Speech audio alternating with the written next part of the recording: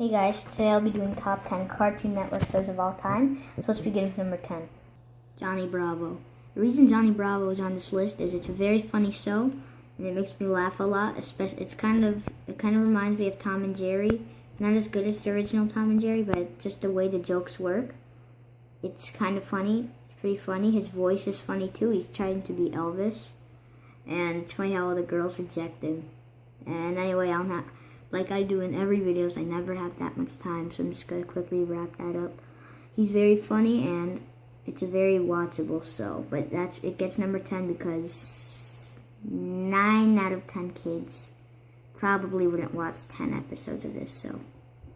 Number 9 is Regular Show. Regular Show is a hilarious show. It's insane. My favorite character is Rigby. He makes me laugh a lot. I also like Skips. And High Five Ghost is pretty good. I also like Mordecai. I like almost all the characters except for Muscle Man. Muscle Man gets on my nerves. And maybe Pops. But everyone else I like. The show's funny and the jokes are pretty good.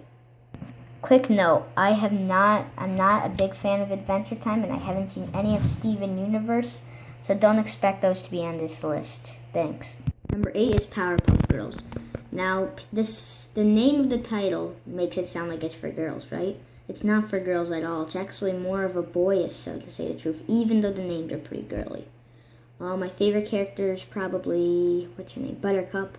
I also like Bubbles. I'm not a big fan of Blossom. She thinks she's so cool sometimes.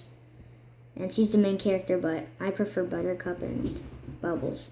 Anyway, this show, it's very, very loved, and you wouldn't expect people to even give this show a shot, but it's a great show, very watchable, and very likable characters too, especially their villains, especially Mojo Jojo. Number 7 is Amazing World of Gumball. Now I know this show, it's heavily on comedy, and they do comedy amazingly, but the reason it's number 7 is because the endings of each episode, I kind of get a little upset. But it's still good enough to show, and it's funny endings, and my favorite character is probably Darwin, even though I'm a big fan of Gumball, and the dad. This show is also, maybe even the banana. But this show is very funny and watchable. I bet an average person that's a fan of the show watches have watched 3 seasons of this show already. So, yeah, that's why it's number 7. It's good enough to watch. So let's just move on to number 6. One more quick note. I watched this show a while ago, but I forgot what it was.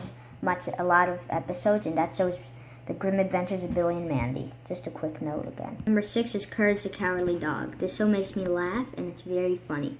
They also hide in some dark humor, kind of like The Grim Adventures of Billy and Mandy, but I don't remember much about the show.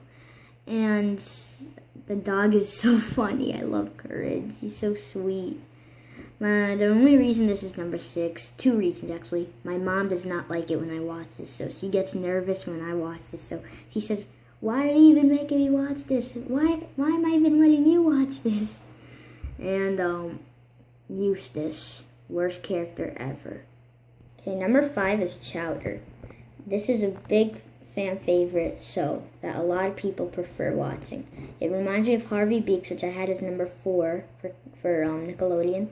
However, I don't think it's as good, but it's still very good and very watchable. I think Nickelodeon was the best network by far because even though it didn't have an extreme amount of really good shows, they were really good. And Cartoon Network, they had more good shows, but they weren't as good. And Chowder's one of those kind of shows. And my favorite character is probably, forgot his name, like that tall guy. See the guy next to the sorry. The guy that cooks. Number 4 is Teen Titans. I think many people saw this coming. Many. This show is a great show. I love all the characters, especially Cyborg. And I hate that they even thought of rebooting it.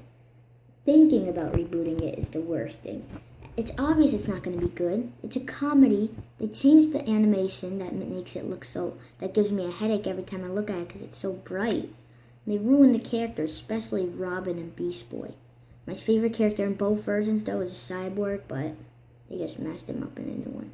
And this is on everyone's list, probably. Maybe not number 1, but WatchMojo.com had it at number 6, so I have it at number 4. Time for number 3, anyway. Number 3 is Foster's Home for Imaginary Friends. I always get a really good chocolate taste in my mouth when I watch this show. I love all the characters. Mac is very sweet. That tall guy, I think his name was Wilt. Yeah, Wilt. He's very sweet. The guy that's played by Tom Kenny, forgot his name too. He's also sweet. I think he's played by Tom Kenny. Blue is my favorite character. Coco's probably is pretty funny, and that rabbit's probably annoying in my opinion. So anyway, this show is very good. I always have a good feeling, and that's why it gets my number 3. So it's time for number 2. Hey, Natty. This show easily earns its way in this list. It could have easily been number 1 if that one show that you'll see next didn't exist. But this show is great. Favorite character is Ed, not Double D, just the tall Ed. Anyway, he's funny. They love Jawbreakers, especially Eddie. But the show is interesting. All the characters are nice, and I heard that they might, small chance, but they might make a return. I heard. So anyway, I hope they do, but probably gonna ruin it if the same creator isn't there and writers. Time for some honorable mentions. Actually, only one honorable mention. Never mind, there's more.